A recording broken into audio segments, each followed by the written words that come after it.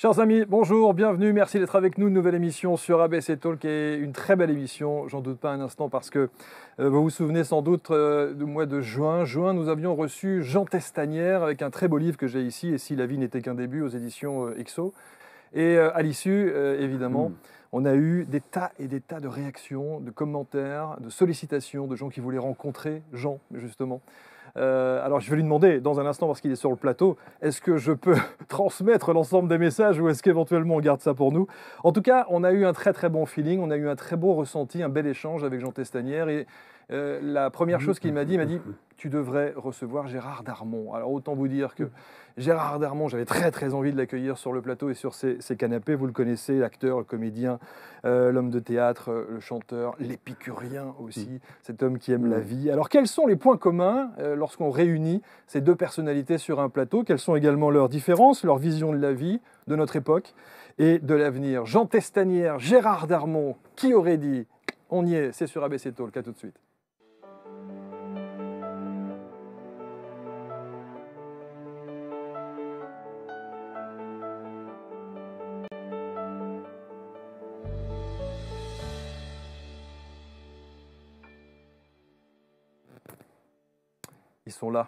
Ils sont là tous les deux. Bonjour Gérard. Bonjour.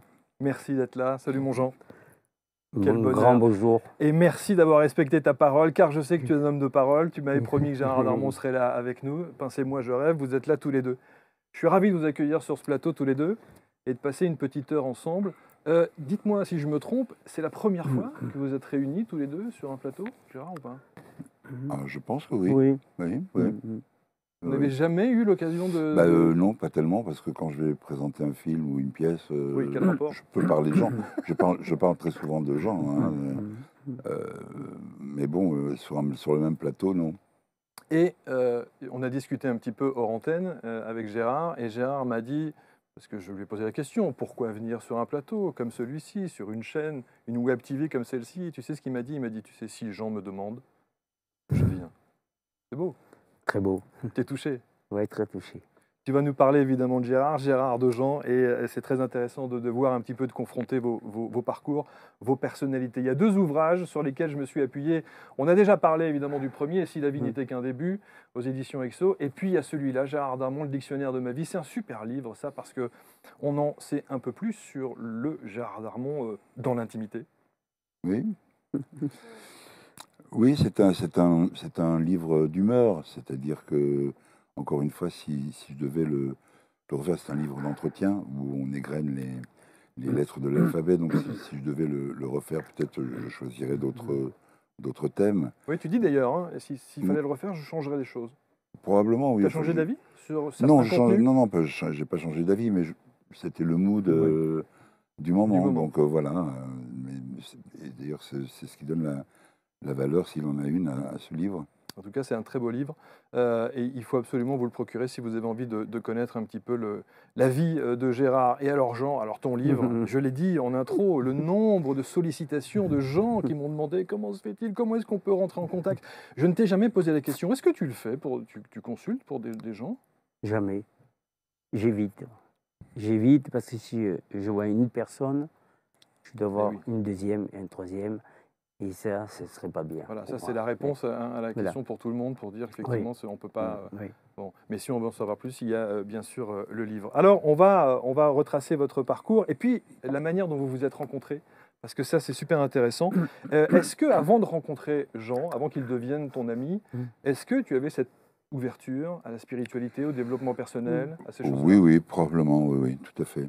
J'étais assez ouvert à ça. J'ai rencontré beaucoup de gens, des gens intéressants, des charlatans, des n'importe quoi, quelques pointus, mais que je ne voyais pas régulièrement. Jusqu'à la médiumnité? Oui. Voilà. Mais bon, ça faisait partie de ma vie, mais sans vraiment en faire partie, quoi. Disons que j'y croyais. J'y étais ouvert, pour répondre à votre question. On dit souvent que on se souvient d'une première rencontre qui marque et qui va ensuite, avec ce fameux A dont j'ai parlé dans la présentation, le A de l'amitié. La première rencontre, cet instant avec Gérard, tu te souviens de Complètement. Premièrement, au départ, j'étais un peu, je pensais, hermétique à tout cela. Il n'était pas, disons, préparé c'est au fur et à mesure de notre rencontre que se sont faites. Voilà. Tu peux resituer la rencontre, la situation? À quel moment ça s'est passé? Non, lui, il peut pas, mais moi, je peux. C'était une soirée? 18 ans. C'était une soirée? Ouais, c'était une soirée que Françoise Lacroix, c'est une soirée qu'organisait Christian Lacroix, qui à l'époque était de la couture, de la haute couture. Il avait fait une soirée, c'est le seul d'ailleurs à faire ça, pour ses petites mains, comme on dit. Et Françoise m'avait dit, viens parce que je voudrais te présenter quelqu'un, ça risque de t'intéresser. Je suis arrivé, il y avait 500-600 personnes, quand même, c'était énorme. Et au milieu de ces 600 personnes, Jean m'a vu et il m'a fait un petit signe comme ça, qui au départ m'a pas spécialement plu. J'ai dit, tu me fais pas un signe comme ça pour me faire venir. Je suis pas une vache. Tu ne le connaissais pas du tout? Non, du tout. Et puis, je suis allé le voir et puis il m'a parlé pendant une bonne demi-heure. Et ce qu'il m'a dit, la façon dont il me l'a dit, et la justesse et la profondeur de ce qu'il me disait, ne me connaissant absolument pas, il m'a dit des choses que... Sur tes parents? Oui, entre autres, des choses que moi seul connaissais. Donc voilà, et puis je l'ai rappelé, il m'a donné, je crois, son téléphone, puis on s'est comme ça. Et puis après, dans ma vie privée, j'ai eu une période un peu down. Donc il a toujours été disponible, toujours. Et rétrospectivement, Dieu sait si ça a dû lui coûter, parce que je l'appelais pas une fois par jour, hein, je l'appelais 5, 6, 10 fois par jour pour rien. Pas pour rien, pour m'entendre dire ce que j'avais envie. Mais il ne me disait pas ce que j'avais envie d'entendre. Il me disait ce qu'il pensait de la situation.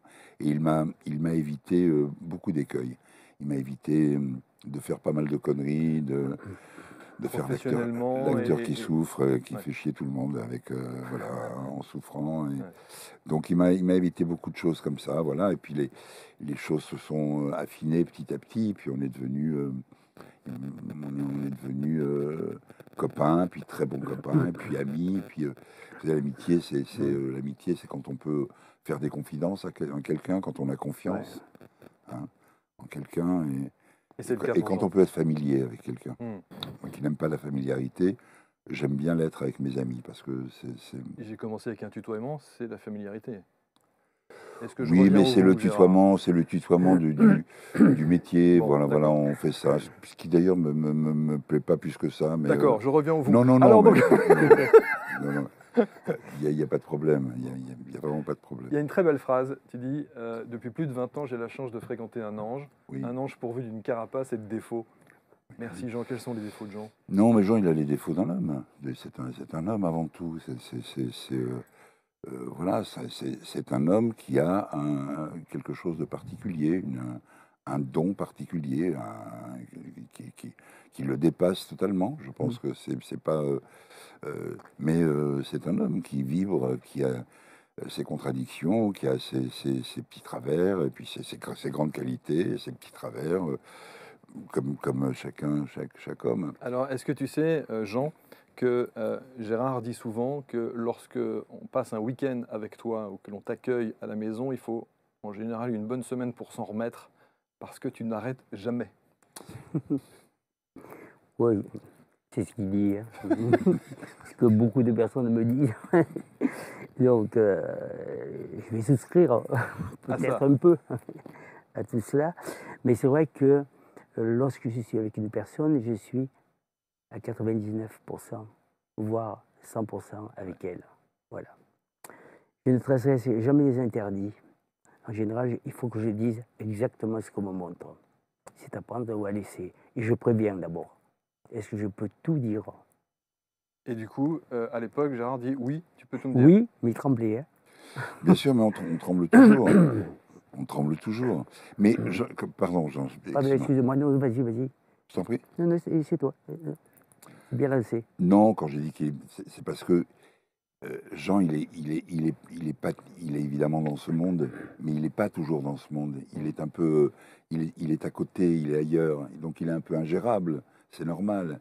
Il est dans son univers. Je vais pas lui raconter mes problèmes de durite et de voiture. si tout à coup il vient d'avoir au téléphone quelqu'un ou s'il sent quelque chose, qu'on lui montre quelque chose. Donc il est là parce qu'il est poli, extrêmement gentil, et donc il m'écoute, mais je sais très bien que ça rentre là, ça sort là. C'est pas, il est pas là, quoi. Il est pas vraiment là. Et puis c'est une énergie. Il y a une énergie constante, un, un- comme un feu qui est là. Donc et puis, ouf, il s'écroule d'un coup, comme si on plafond des branches, comme quand on débranche une prise. Regardez, j'ai mis cette photo. C'est ça, hein?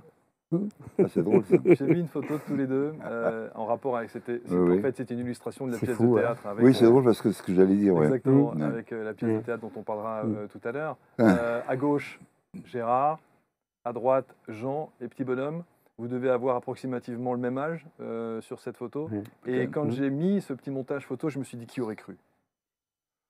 Ah ben on peut dire ça beaucoup, oui, absolument, oui, qui aurait cru. Ouais. Qui aurait cru que cette amitié durerait aussi longtemps, ah oui, quelques décennies plus tard. En parlant de l'amitié, alors j'ai lu un truc, et là c'est intéressant de vous interroger là-dessus, parce qu'on a bien senti que cette amitié et la grande pudeur qu'il y a aussi chez Jean et chez toi Gérard, l'amitié, et notamment sur l'amitié homme-femme, auquel tu ne crois pas. Non, c'est pas que j'y crois pas, parce que j'ai maintenant des amis. Enfin, non, mais c'est-à-dire que le parcours initiatique est très compliqué. Je pense que ça doit passer par une phase de séduction. Je pense qu'il y a des choses qui doivent se faire ou pas. Mais en tout cas, il y a quand même une phase. Moi, je suis d'accord là-dessus aussi. Voilà, c'est très. Je pense qu'il y en a toujours un qui, par rapport à l'autre, est obligé de lâcher un peu l'affaire et de se dire. Je veux pas la perdre ou je veux pas le perdre. Oui, voilà, je vais rester ami. mais enfin, oui, mais c'est inévitable. Voilà, bien sûr. Moi, j'ai des amis femmes, j'en ai peu, mais j'ai des amis femmes. Ouais. Alors, on va parler évidemment de vous deux et de quelle manière, justement, on pourrait dresser votre portrait. Je me suis vraiment posé la question et j'ai vu plein d'interviews à droite à gauche de Gérard. J'ai lu beaucoup de choses sur Jean. Je me suis dit, qu'est-ce qu'on va pouvoir dire de nouveau? Comment sortir un petit peu des sentiers battus? Et sur ABC, on a un monsieur qui s'appelle Jean-Yves Espier. Jean-Yves Espier, c'est un des plus grands astrologues de Paris. Et Jean-Yves, il m'a dit, mais attends, mais c'est formidable, je vais faire un petit portrait d'1 minute sur Gérard et Jean. D'abord, vous avez un point commun, vous êtes ascendant vierge tous les deux. Poisson. Non, oui, tu es poisson, ascendant vierge. Non, tu es cancer. Cancer, ascendant poisson. Ascendant poisson. Lui, il dit que tu es cancer, ascendant vierge avec ton horaire. On va voir justement. On se trompe. Bon, on verra. Mais c'est toujours intéressant de voir un petit peu de quelle manière on peut justement redresser, tracer un petit peu votre portrait. On va commencer avec celui de je ne sais plus d'ailleurs qui est calé, Jean ou Gérard, mais on va écouter Jean-Yves Espier. Écoutez. Bonjour Jean, bonjour Gérard. J'ai regardé vos cartes du ciel parce que c'est plus fort que moi, je suis curieux comme une vieille chèvre. Bref, j'ai retrouvé la date de naissance de Jean. Voilà. J'ai votre carte du ciel sous les yeux, magie informatique, magie Google. Et ça me donne quoi? Ça me donne 3 éléments pour comprendre le fonctionnement de Jean. Les 3 éléments sont l'ascendant, l'image que l'on projette de soi, le soleil, l'objectif dans la vie, et la lune, la sensibilité, pour commencer. Un ascendant vierge donne cette image d'enfant sage, dans les clous, petite vierge, depuis l'enfance, hein, discret, bien à l'écoute, bien concentré. Voilà l'image de l'ascendant vierge. Ensuite, j'ai le soleil, l'objectif dans la vie, qui est dans le signe du cancer. Le soleil en cancer, il a, par réflexe, le besoin de protéger les siens, d'avoir un monde intime, de concentrer une énergie essentielle à tout ce qui est famille, affection, de créer des liens émotionnels et affectifs avec tous ceux qui l'entourent, avec une perméabilité, un ressenti incarné par les signes d'eau, comme le cancer en est une démonstration parfaite. Et puis lorsqu'on creuse encore une couche, on découvre la lune en taureau, indice de sensualité, indice de gourmandise, indice aussi de possessivité, indice de sensualité très marqué. Voilà la base. Et puis quand on creuse un cran encore, c'est formidable, une carte du ciel, il y a plein d'infos, on découvre des planètes en Gémeaux. qui sont complètement différentes des trois premiers angles, en fait. Mercure était en Gémeaux, l'intelligence est rapide, on s'adapte, le sens de la répartie.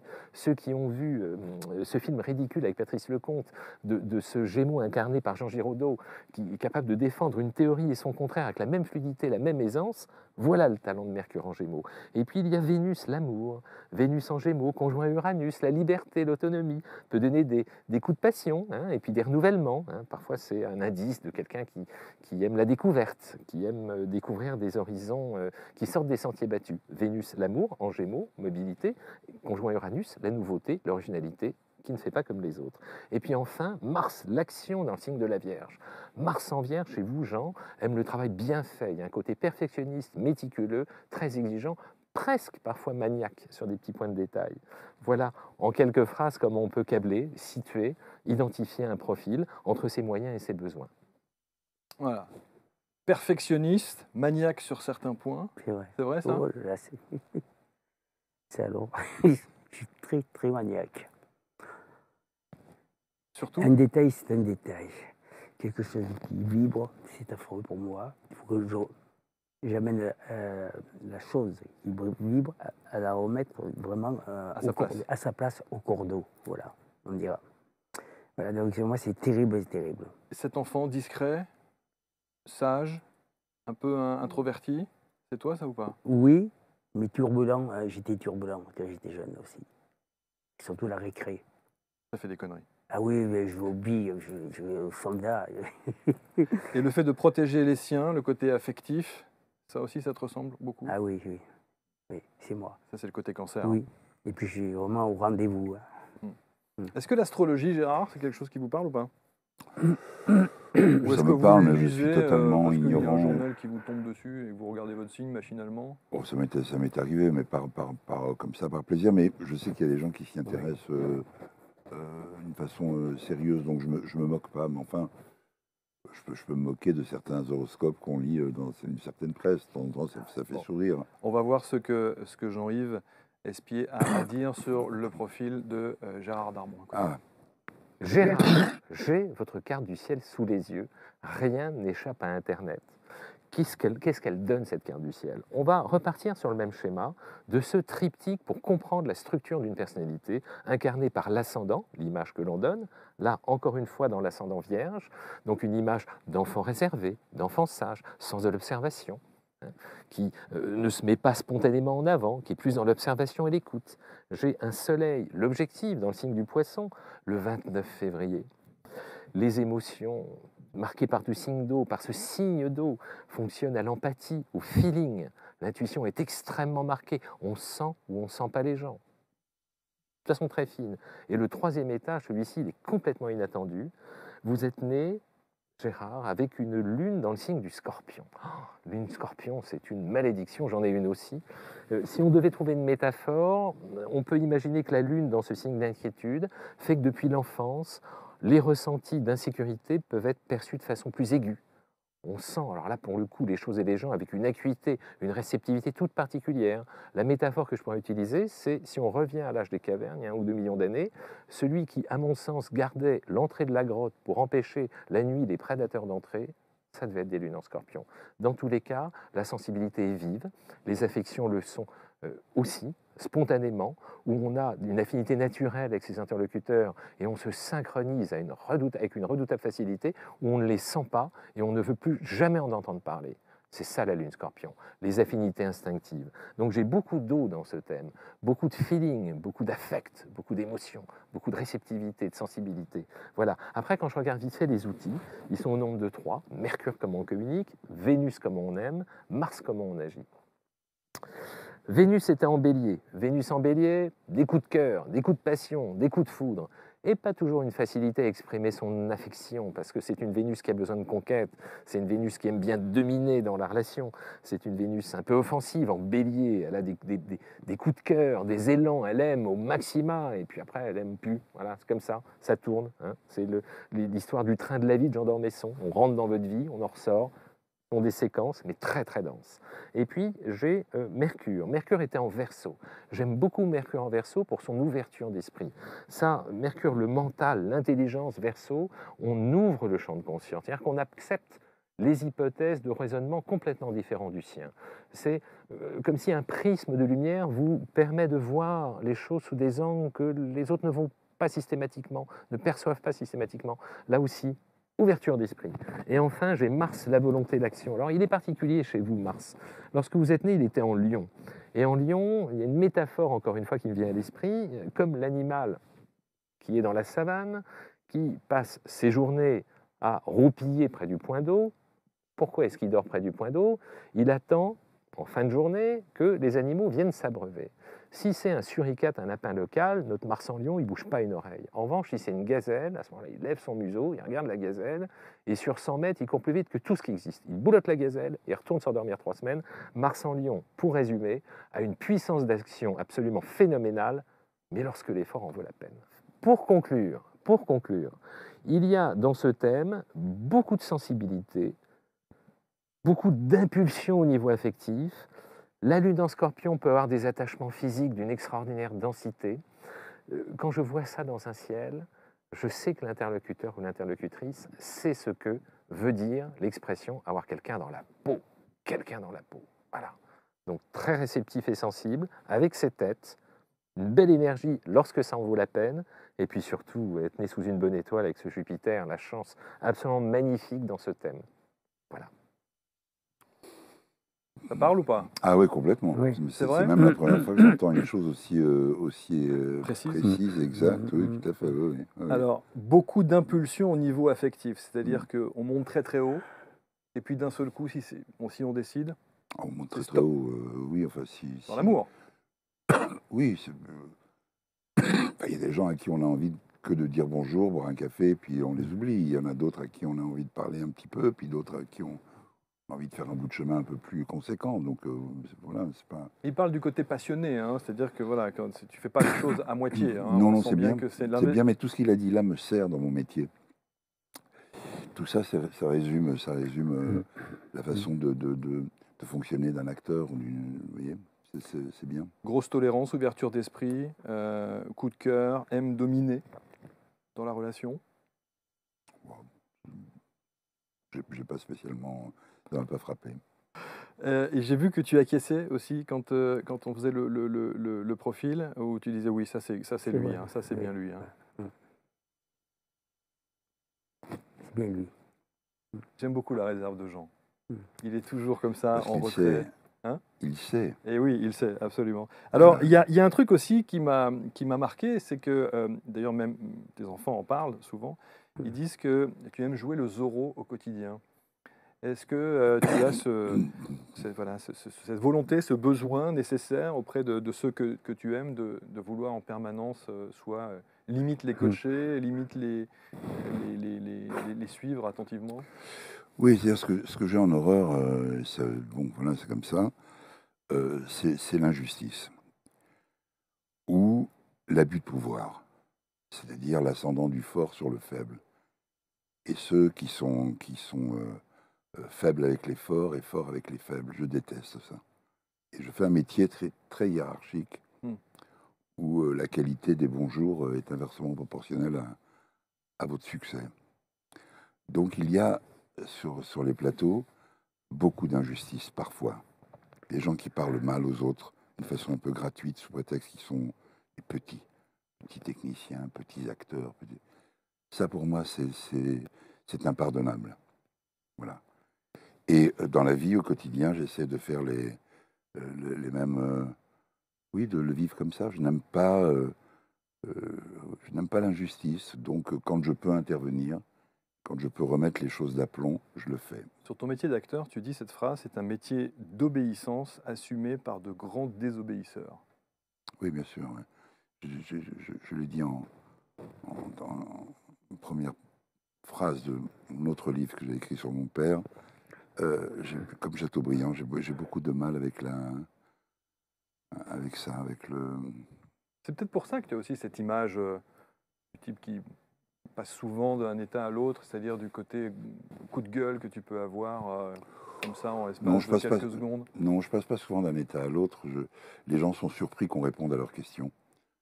Les journalistes, les vrais, pas les journaleux, mais les journalistes, ils sont surpris, ils posent une question, on y répond, ils sont étonnés de la crudité de la réponse. Il ne faut pas me poser la question, moi je dis ce que je pense, je vais pas... vous voyez, c'est... voilà. Jean, le franc-parler de Gérard? Ah, j'adore ça. J'adore parce qu'il n'y a pas d'artifice, c'est clair, c'est net pour moi et c'est sans bavure. Il ne faut pas rester dans l'à peu près. L'à peu près, il devient fou.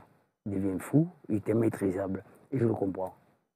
Donc, avant de parler, je réfléchis bien. Les premiers temps, je réfléchissais à mes mots. Voilà. Tu as parlé tout à l'heure de ce qui t'agaçait effectivement de cette injustice et dans les qualités et les défauts, tu as peut-être ce défaut aussi sur le côté hypocondriaque, d'après ce que j'ai cru comprendre. D'ailleurs, il est rentré dans le studio en disant je suis très fatigué, c'est pas bon signe, c'est pas bon signe.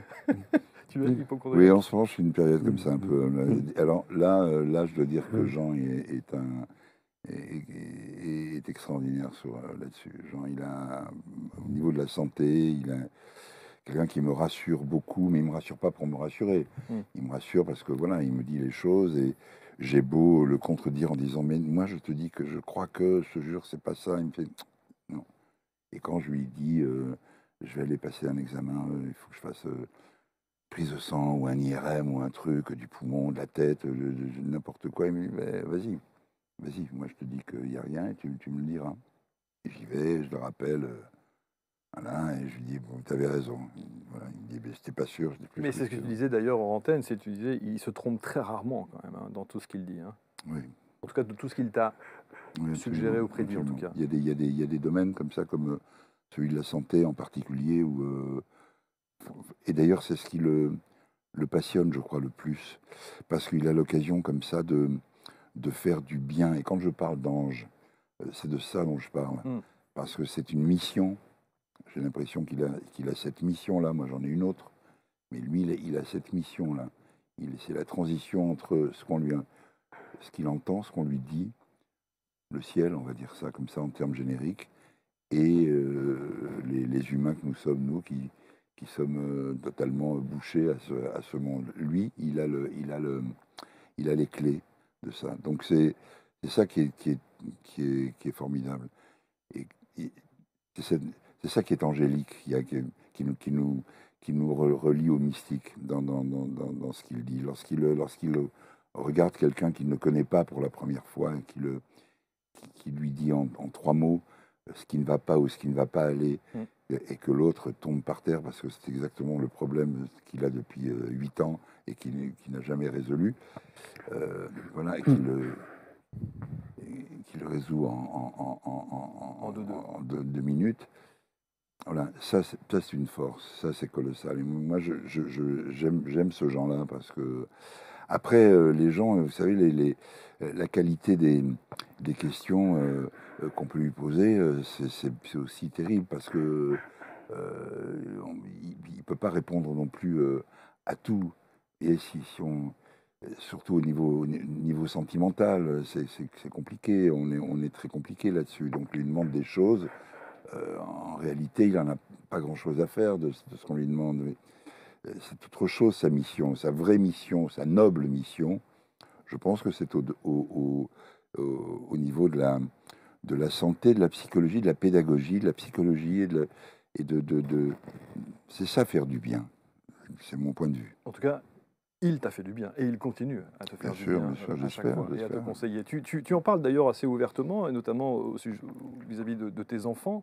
Je pense à la petite dernière, Léna, qui arrive sur une, entre guillemets, gros guillemets, prédiction Elle me l'avait dit depuis longtemps, de Jean. Oui, il me l'avait dit depuis longtemps. Il m'avait dit depuis très longtemps, tu auras une petite fille avec cette femme. Pour moi, la messe était dite, alors je me suis dit, ça fait partie des pertes et profits. Il y a des choses, il dit ça comme ça, bon, il s'est trompé, c'est pas grave. Et puis non. Il est arrivé, et puis non. Le 16 août 2017. Il y a aussi des choix dans la vie, et je pense notamment à cette pièce de théâtre, Tout à refaire, où là aussi tu as le consulté sur un choix de carrière, en tout cas. Je consulte toujours Jean quand j'ai quelque chose à faire qui me tient à cœur. Je veux avoir un avis. Je ne dis pas que son avis est définitif, mais il l'est souvent. je veux l'entendre, ce qu'il en pense, d'une façon spontanée. Et quand il me dit vas-y, vas-y. Et sur celle-là, il a dit vas-y. Oui, sur celle-là, il a dit vas-y. Sur d'autres, il a dit non, surtout pas. Oui, non, oui, il y a d'autres qui me disaient tu crois, tu en as vraiment envie. Quand ça commence comme ça, c'est que c'est pas bon signe. Oui, tu en as vraiment envie, tu penses, je sais pas. Je le ferais pas moi à ta place. Bon, alors Ça là, dissuade tout j'ai de suite, hein. plus du tout envie de. Oui, voilà. Et pour l'instant, je n'ai jamais eu à regretter Un conseil de Jean. Non, non, bien sûr que non. Bien sûr que non. Il m'avait prévu Astérix bien avant que je fasse Astérix, bien sûr. Dans une période qui était désertique pour moi. C'est beau hein, d'entendre comme ça son ami parler de ce don que tu refuses d'ailleurs. Hein. On le refuse parce que... Tu n'aimes pas parler de don. Hein. Non. Non. Non. Je n'ai pas demandé, premièrement. Mais c'est ça, moi je pense que pas demandé. c'est ça le don. C'est venu d'un coup. Ça a été difficile pour que je puisse m'apprivoiser à cela. Donc, et après, quand un jour je marchais, j'ai dit c'est d'accord. J'accepte. C'est d'accord, j'accepte. Mais je vais avoir une vie tout à fait normale, avoir des copines, des amis, etc. Est-ce que tu considères avoir une vie normale, avoir eu une vie normale et continuer à avoir une vie normale? Oui, parce que je me décautorise de beaucoup de choses. Pardon. Oui, parce que je me suis fait un tracé et de ce côté-là, Gérard m'a beaucoup aidé. Parce qu'avant, j'étais un petit peu diffus à droite, à gauche, on venait me voir. Et après, je me suis rectifié. Et un jour, je me suis dit, ça va être ça et pas ça. J'ai appelé Gérard, j'ai dit, ça y est, j'ai tout réglé dans ma tête. Il y a des anecdotes incroyables, le coup de téléphone de la Maison Blanche, quand vous êtes en voiture, ça c'est quand même des choses... 1er janvier 2000. Incroyable. Tu veux raconter 1er janvier 2000, on est sur les routes de Provence. Il m'a demandé de descendre en Provence, où il habite, et pour ne pas faire un passage de siècle trop païen. Donc voilà, moi je suis dans un état d'esprit, je me laisse faire, et je descends, et on est le 1er janvier sur une route, petite route de Provence, il est 10h du matin. Il n'y a pas beaucoup de monde hein, sur cette petite route. Il n'y en a déjà pas en temps normal, mais un 1er janvier. Voilà, et le téléphone sonne et il répond, c'est moi qui conduis. Il répond et je sens qu'il ne comprend pas très bien parce qu'il y a un mélange d'anglais, de français, etc.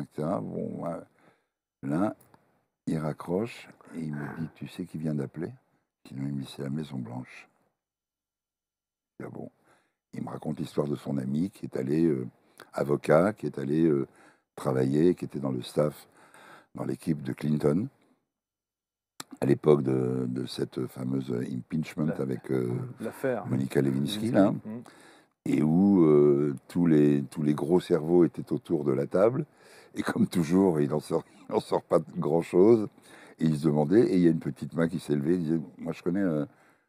si ça peut aider, je connais quelqu'un qui est en France, je peux l'aider, je le connais bien, c'est un ami. Les autres, ils ont dit, allons-y, appelez-le.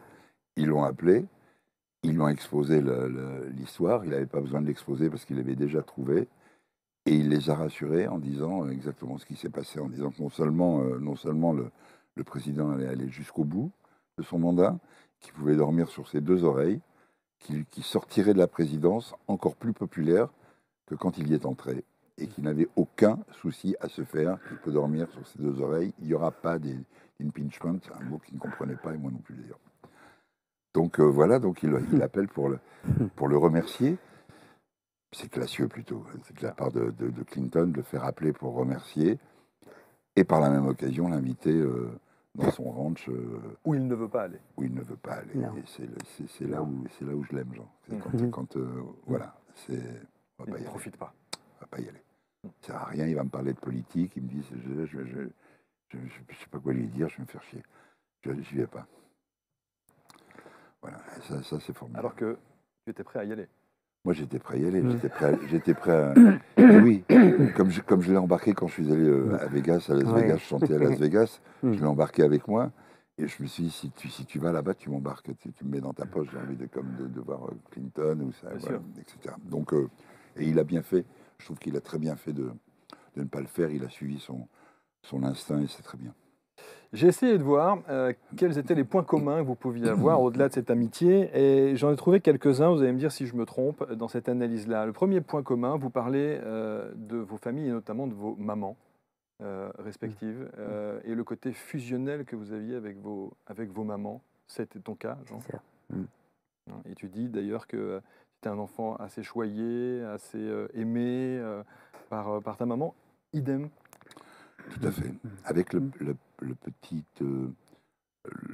petit paramètre, c'est que moi j'étais fils unique aussi. Donc ça ajoute à la fusion, on va dire. Et l'anecdote du fameux hammam où tu décides de suivre ta maman pour aller reluquer. Non, moi je décide c'est de pas rien ça du tout. J'ai 7-8 ans, 8-9 ans presque, je décide de rien du tout. C'est ma mère qui décide de me prendre avec elle une fois de plus. Elle m'y a amené depuis que j'avais 3-4 ans.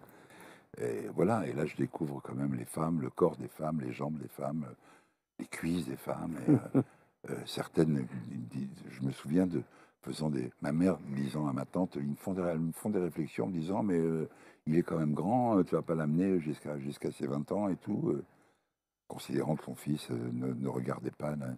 Moi, évidemment, je regardais, mais je regardais comme un enfant regarde, c'est-à-dire il y avait une curiosité, c'est pas malsain, voilà.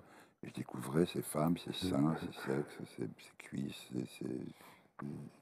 c'est bizarre. C'était beau en même temps, hein, les bains morts étaient très beaux avec cette vapeur, cette fumée, ces odeurs d'eucalyptus, c'était très beau. Ouais, c'est beau, Ces c'est seaux d'eau agréable. comme ça, qui Ouais, est bien sûr. tiède, qu'on verse dessus, il y a une espèce d'ambiance très beau. Et vous dites, maman me voyait comme le plus grand, le plus beau, le plus fort. Oui, comme toutes les beaucoup mamans de du mamans, monde, ouais. comme toutes les mamans du monde. Oui. J'imagine, évidemment. Oui. Autre point commun que vous pourriez avoir, le doute. Est-ce que le doute est quelque chose d'omniprésent? Et je parlais notamment sur l'après-vie, le doute, le questionnement, l'existence de Dieu. Est-ce que ça, Gérard Darmon s'interroge là-dessus? Ben, je m'interroge, mais Jean, il m'aide quand même à répondre à beaucoup de... C'est-à-dire que, connaissant Jean depuis presque 25 ans, si je vous dis ce matin, moi, j'y crois pas au ciel, ce serait vraiment très, très bizarre. Mais je vais aller plus loin que ça. Quand bien même, je préfère être dans cet état d'esprit-là. Je préfère les messages qu'il fait passer, je préfère les choses que je peux palper de mon vivant et qui m'amènent à croire que je préfère ça. Mais le doute, il n'y a pas que ce doute-là, hein, il y a le doute artistique, le doute, c'est bien de douter. C'est bien de douter, ce n'est pas bien d'être submergé par le doute. Il faut que ce soit comme dans une société anonyme. Il faut que ça reste à 51-49. Hein. Il ne faut pas, voilà, il faut pas que ce soit 55-45 pour le doute si c'est pas bon. 51-49, c'est vivable. C'est un bon équilibre. C'est un bon équilibre. C'est un bon équilibre. Sur le doute, Jean, tu doutes encore? J'ai douté lorsque j'étais très jeune. Et c'est ma mère qui m'a quand même repris en main et me dit, ta première intuition, c'est la bonne. Jean, ouvre bien tes oreilles. Ta première intuition, c'est la bonne. Je t'ai testé. Voilà. Absolument. Se méfier de sa première intuition, c'est souvent la bonne. Alors, dans les points communs, il y a quelque chose que j'aime bien parce que vous évoluez tous dans des sphères dites privilégiées. Il faut quand même l'admettre et le reconnaître. Et ces sphères privilégiées, elles sont souvent convoitées aussi par des instances politiques. Et le point commun que vous avez, c'est que vous aimez être libre et qu'il n'y a pas d'étiquette politique. Tu aurais pu. Tu as été approché, tu as côtoyé ce monde politique-là, que tu as refusé. Oui. Oui. La politique, non. Non. Pourtant, j'étais proche d'un grand monsieur. On en a parlé, du président Mitterrand, entre autres. Mitterrand, qui m'a beaucoup touché. Et j'y pense encore. Oui. Non, ça m'a jamais branché. Jamais branché. Parce que tu voulais être libre, parce que tu voulais pas te brûler les ailes, parce que... Oui, c'est ça, c'est cela. Hein.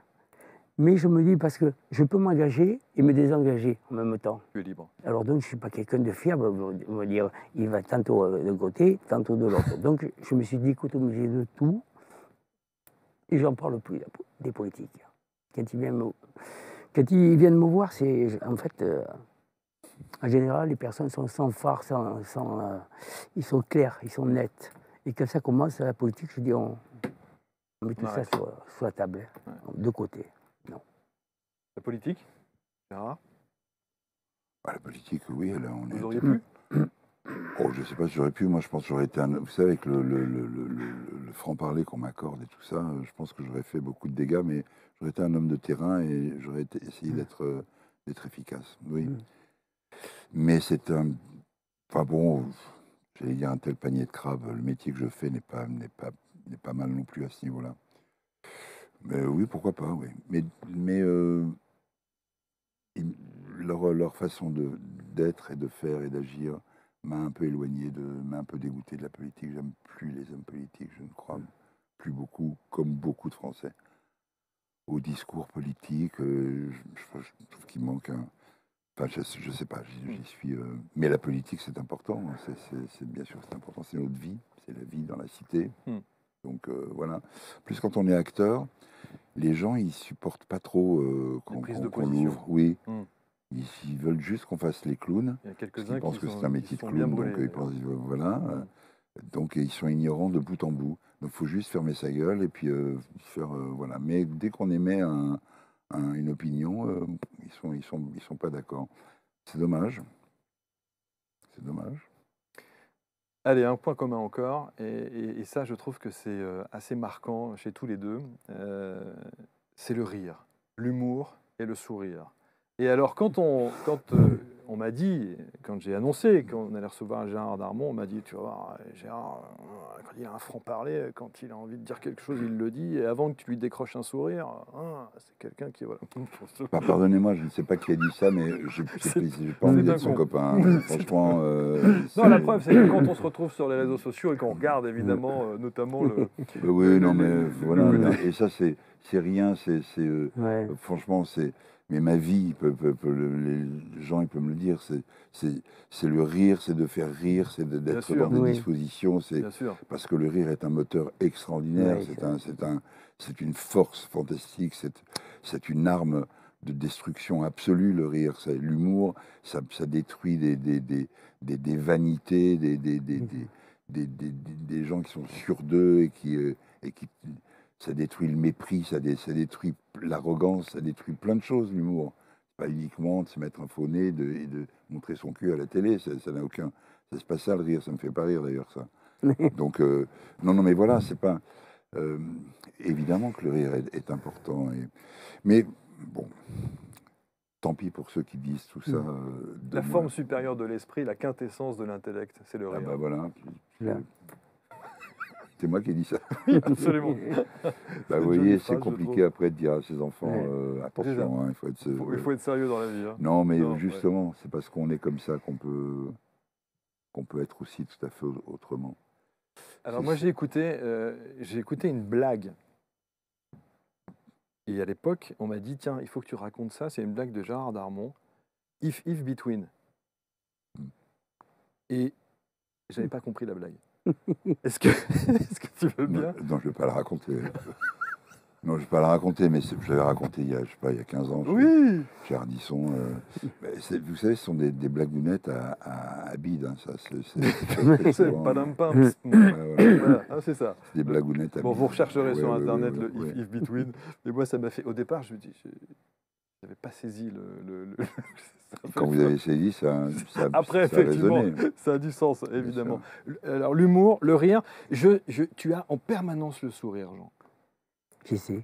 C'est vrai, hein. Qu'est-ce que c'est agréable? C'est ça qui est agréable aussi, hein, en la présence de Jean, c'est qu'il a très souvent le sourire. C'est naturel. Les hommes du Sud.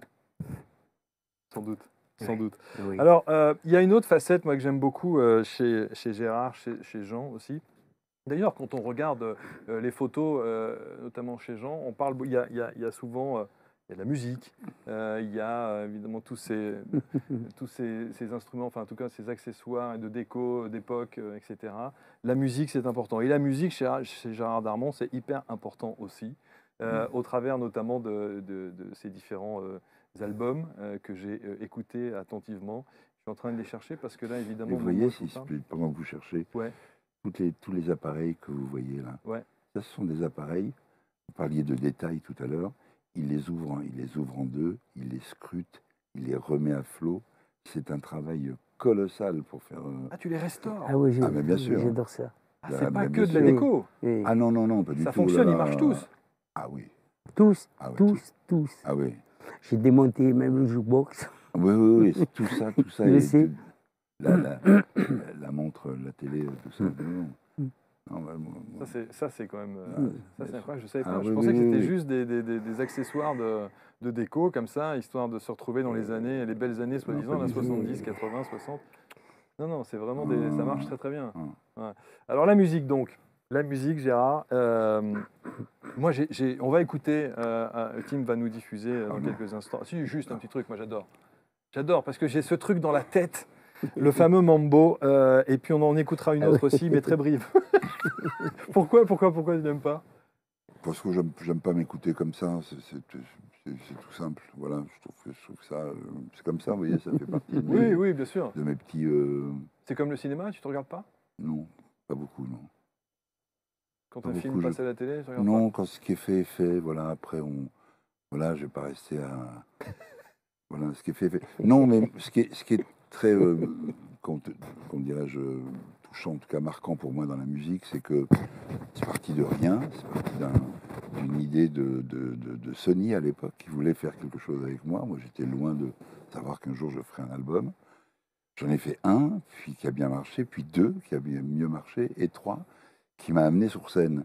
C'est le fait d'avoir fait une 50aine de concerts qui m'a plu dans cette démarche-là. Mais vous faites partie enfin, je dis une fois vous, une fois tu fais partie de ces rares personnalités à pouvoir jumeler les deux, c'est-à-dire être à la fois acteur et à la fois musicien, sachant qu'en France, on aime tellement catégoriser comme ça les gens. Oui, bah, sur le moment, j'ai réussi à le faire un certain temps après.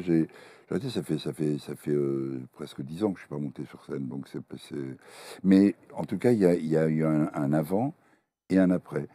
Pour moi, aller sur scène pour chanter pendant 2 heures, c'était absolument impossible. C'était inenvisageable. C'était pas pour moi. C'était ma montagne, mon mur. Mon Everest. Et puis je l'ai gravi et je suis allé de l'autre côté. J'en avais parlé évidemment à Jean. Il a validé. Bien sûr. Quand j'ai eu un concert à La Cigale, à l'Alhambra, et puis une 50aine de concerts à travers la France, il m'a dit exactement ce qui allait se passer. Et j'y suis allé avec plus de confiance. Et ça m'a complètement changé. Mes rapports au métier, au public. Voilà, parce que c'est très compliqué de raconter ce qui se passe quand on chante. Je peux parler du théâtre, je peux parler d'un plateau de cinéma, d'un jeu de télé, d'accord, mais à un concert, c'est tout à fait spécial et autre chose, vraiment. Juste 15 secondes de Salutation. Oui, alors chaque c'est sur l'album de reprise, c'est le deuxième album, c'est sur l'album. J'ai fait cet album parce que les gens de ce métier n'aiment pas que les acteurs chantent. Exactement. Et ils me regardent, bien que ça faisait 8 ans que je faisais les enfoirés et tout ça, mais les enfoirés, c'est gentil, c'est bon enfant. Quand vous êtes déguisé en curé, en bonne sœur, en marin, en meunier, tout va bien. Et puis... ça, c'est le mambo. Oui. Ça, c'est un clip, ouais. C'est un bon clip, d'ailleurs. C'est un bon clip, ouais. C'était plus cher que l'album. C'est l'album Mambo Italiano avec tous les standards, les Dean Martin. C'était pour simplement chanter un peu avec de la voix, donner un peu de voix, parce que c'était... voilà. J'avais fait ça avec les Muppet Show, c'était très bizarre.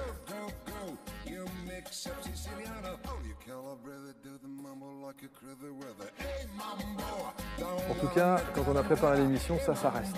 Je veux dire qu'on a ça en tête toute la journée, donc j'ai mis ça pour les gens qui nous regardent et qui vont avoir cette chanson. Il y en a une deuxième aussi que j'aime bien, Svalutation d'Adriano Celentano.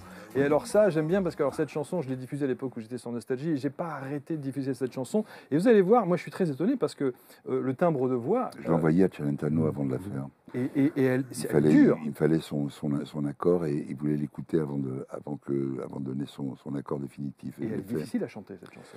Oui, celle-là, je l'ai faite en Tim, deux si tu veux. prises. Je ne sais pas pourquoi, c'était un bon jour. La benzina ogni giorno costa sempre di più e la lira cede e precipita giù. Svalutation, svalutation. Cambiando il governo. Voilà, ça c'est des tubes de Gérard Darmon que vous retrouvez évidemment dans l'album. C'est le troisième, hein, c'est ça? Oui, c'est pas Celui qui est en haut. Ouais. Dans la chronologie, c'est le deuxième. Ouais. Et d'abord le Celui-là, premier c'est le album, premier, absolument. qui est en définitive l'album qui me ressemble le plus, avec ses imperfections.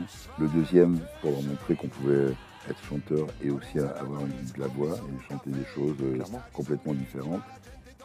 Et le troisième, c'était celui de l'équipe un peu du Cœur des Hommes avec Lavoine et Esposito, et bon, avec des textes que certains j'ai écrits, d'autres voilà, qui me ressemblaient un peu plus, mais qui a fait la soudure entre les deux autres et qui a fait que j'ai osé aller sur scène. En tout cas, tu parles très souvent de la musique est omniprésente hein, dans ta vie. Hein. Ah, la musique est essentielle. Elle est essentielle, les gens le savent, c'est essentiel. D'ailleurs, j'ai beaucoup plus d'amis et de copains musiciens et chanteurs que d'acteurs et tout ça. Ouais. J'ai essayé de rassembler ceux qui sont susceptibles de... Ah, ouais. Que tu essaies d'admirer ou que tu as admiré très longtemps, de Dean Martin à Sinatra, de McCartney à Henri Salvador, de Brassens, et petit clin d'œil à droite, à Jean. C'est Vartan. Sylvie Vartan. Ça, c'est Jean. C'est mon ami. Ils sont tous réunis. Les plus grands, en tout cas. Ah, il en manque Aznavour, par exemple. Il manque Charles, Ah. il manque beaucoup. Hein. Il y a Souchon, il y a plein de... Oui. Enfin, il y a plein de gens, mais enfin... voilà, il y a un génie absolu. Sinatra, Non, c'est Non, McCartney. McCartney. Le génie absolu, Ouais. oui. où tu as emmené tes Mozart, enfants en Mozart, concert. Par l'oiseau, Ouais. il y a un des plus grands poètes français. Voilà, il y a le plus grand, comment dirais-je, entertainer, qui est Salvador. Voilà, Sinatra, on n'en parle même pas. Oui. Sinatra et Martin, c'est la même. Voilà. Alors, j'ai retrouvé une photo là.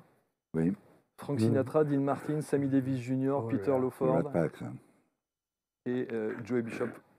Vous connaissez cette photo? Pardon? Vous connaissiez cette photo ou pas? Oui, bien sûr, oui. C'est le Rat Pack.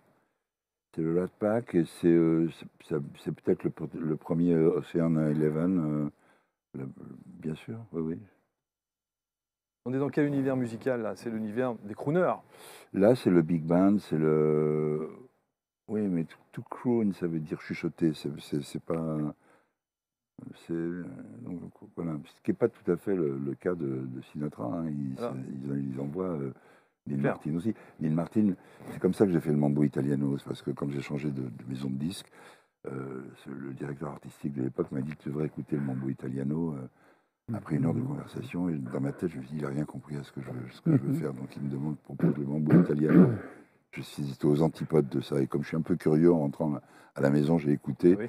Je dis: bon, s'il faut passer par là pour faire ce que j'ai envie après, faisons-le. Mais bon, donc on a tout remis à plat et on a fait le Mambo Italien. Alors je me suis dit, quand Jean m'a dit, voilà, Gérard va venir faire l'émission, je me suis dit, j'aimerais bien que Gérard reparte avec un petit cadeau, quelque chose voilà, qui marque ce rendez-vous-là. Oui. Et je voulais t'offrir Ah, le cadre. c'est gentil ça.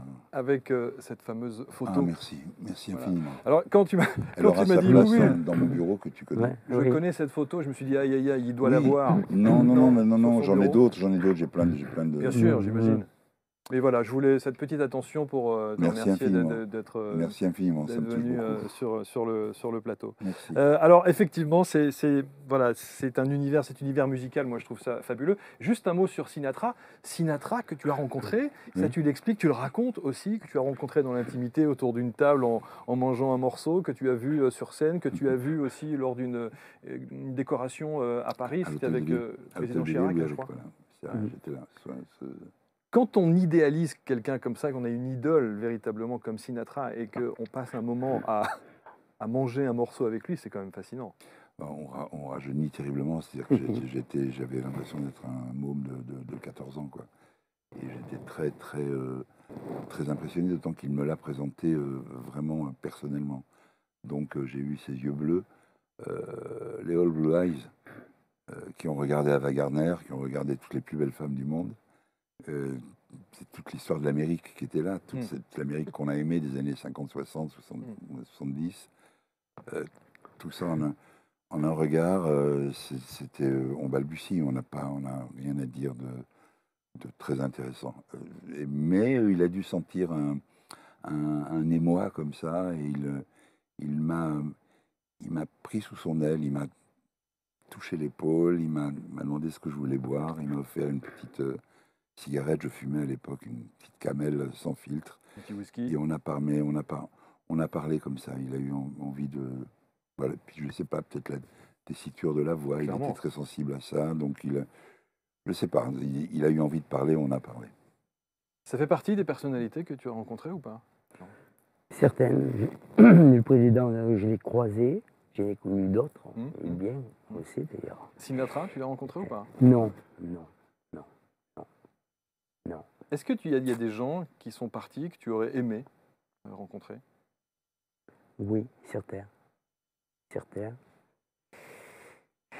penses à qui?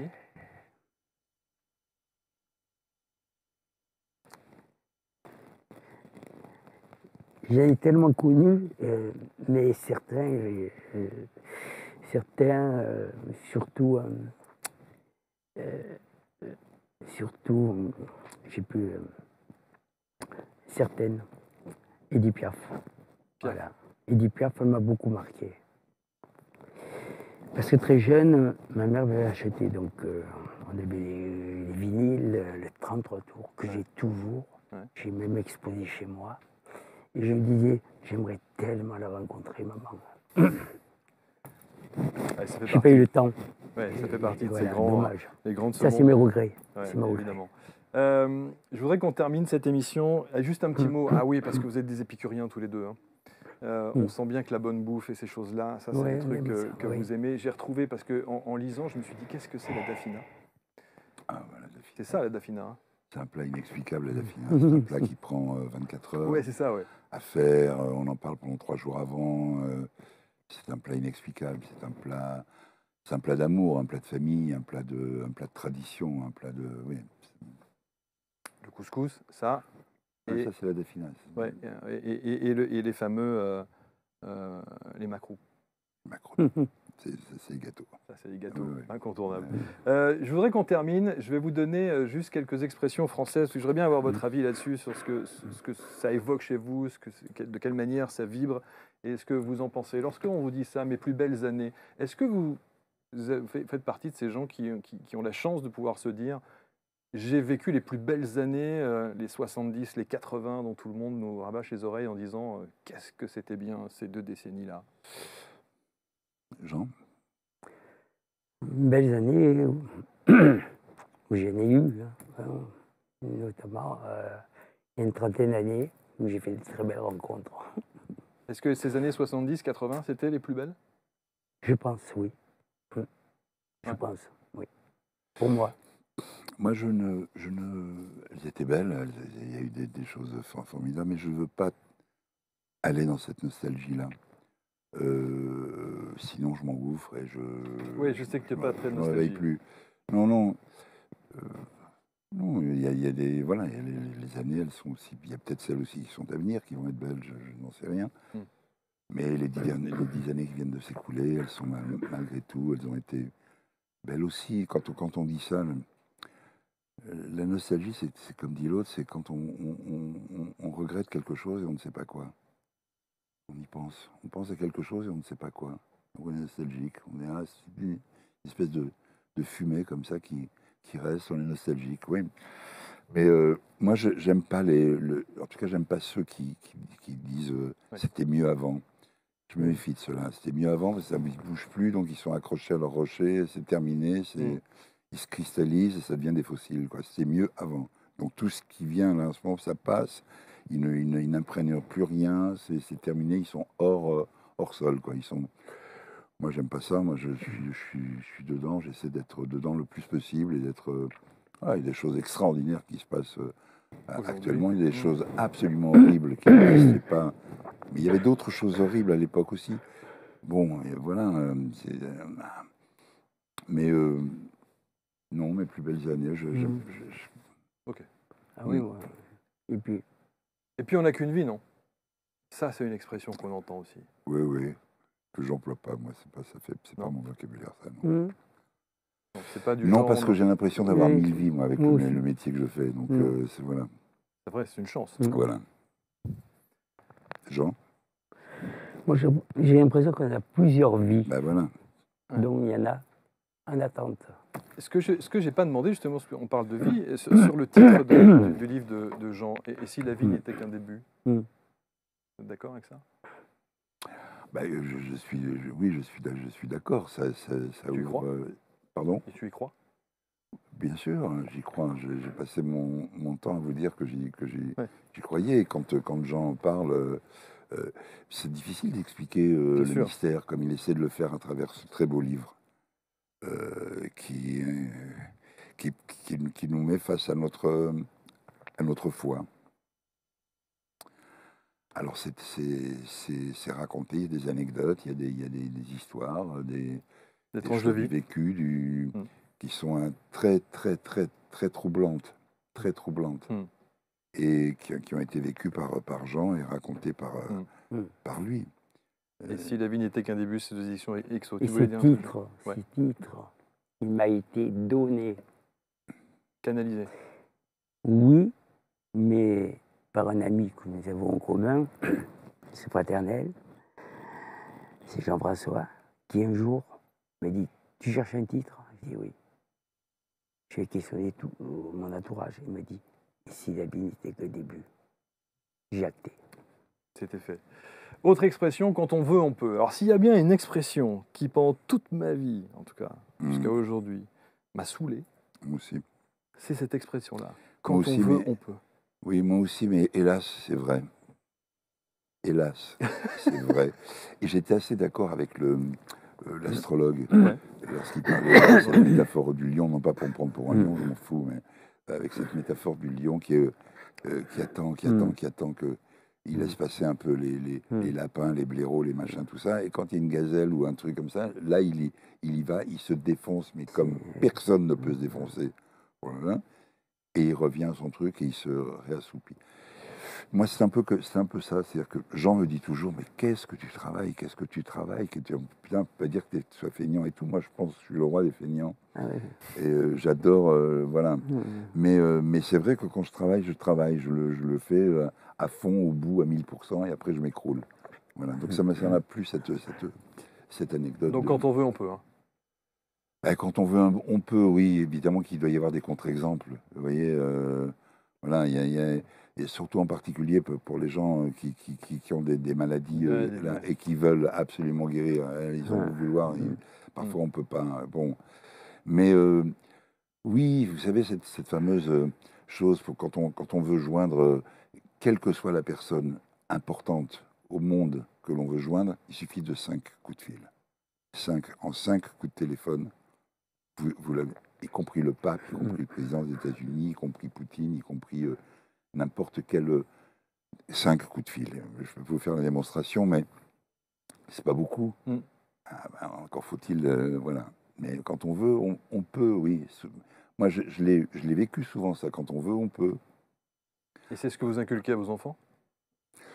Oui, en tout cas, ils l'entendent. Maintenant, après, moi, je n'inculque pas ça. Mes enfants, je leur donne deux, trois valeurs comme ça. Les enfants, ça pousse un peu comme des champignons. Je leur donne 2, 3 valeurs, celles qu'on m'a inculquées, de respect, d'honnêteté, Ouais. on dit bonjour et au revoir C'est et ça. merci et Merci. pardon. Exactement. Et puis après, on se lance dans la vie. Ah bah, ils font, mais bon, voilà. Non, je raccourcis, mais bon. Une de perdue, 10 de retrouvée. Non, ça, j'aime pas du tout, cette expression. Alors. Ça, j'aime pas du tout. D'ailleurs, elle n'est pas tout à fait juste. Je sais pas. Non. Ça, c'est vraiment la consolation Ouais, du macho qui je rejoins. dit Oui, c'est ça. une de perdue. Non, mais c'est souvent les potes, quand ça se J'en passe perds mal, une, j'en qui trouve dix. disent Vous savez ça. ce que ça veut dire, ça? Une de Ça perdue, veut, 10 de c'est ce retrouvée. que ça veut dire. Ça veut dire que voilà, c'est comme ça que je la vis, cette expression. Une de perdue, ça veut dire une grande histoire d'amour de perdu. Vous décidez, parce qu'on ne peut pas enchaîner 2 histoires d'amour énormes, coup sur coup, c'est impossible.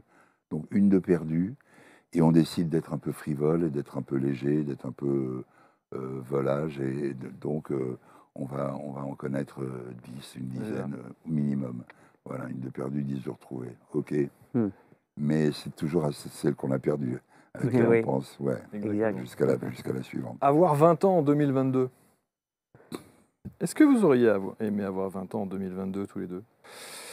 Bah, pas trop. Moi, j'ai des enfants qui sont pas Oui. loin. J'ai un fils qui avait 25 ans, Jules. une fille un peu plus, voilà, du même âge. Donc,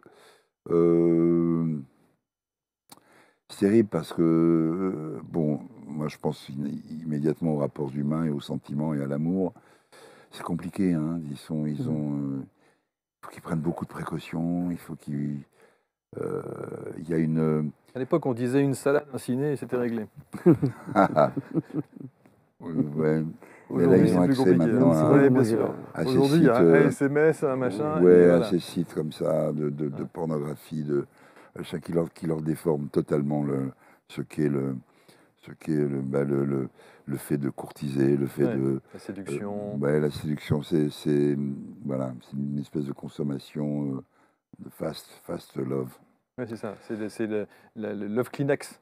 Voilà. Ouais. On prend, on jette, on Donc jette, ça, on pour prend, ça, enfin. c'est pas terrible. Ouais. La musique, ma foi, bon, il y a ce qu'il faut. Hein. Nous, on en a eu d'autres.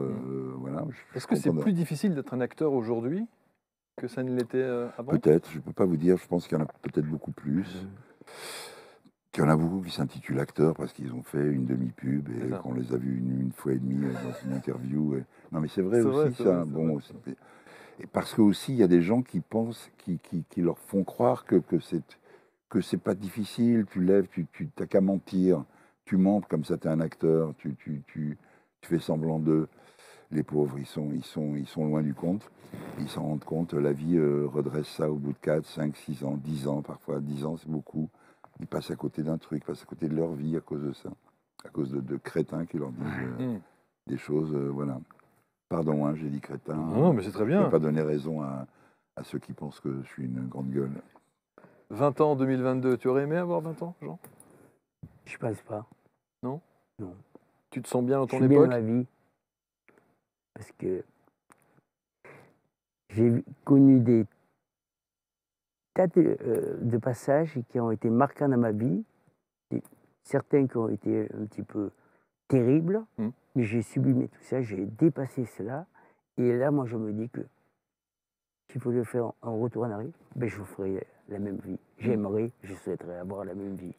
Parce que j'ai rencontré les personnes qu'il fallait au bon moment.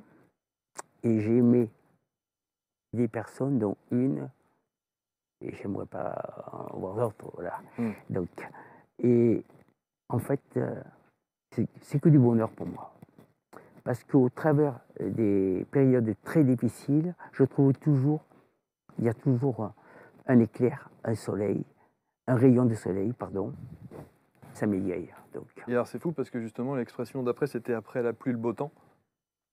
Oui, c'est exactement cela. Moi, c'est ça. On est d'accord?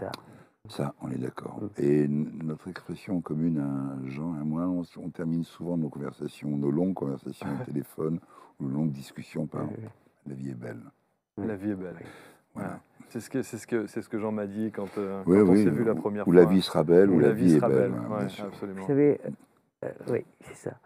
Et je pense parfois, j'ai de la nostalgie, si je peux m'exprimer, sur des amis dont un qui les a quittés.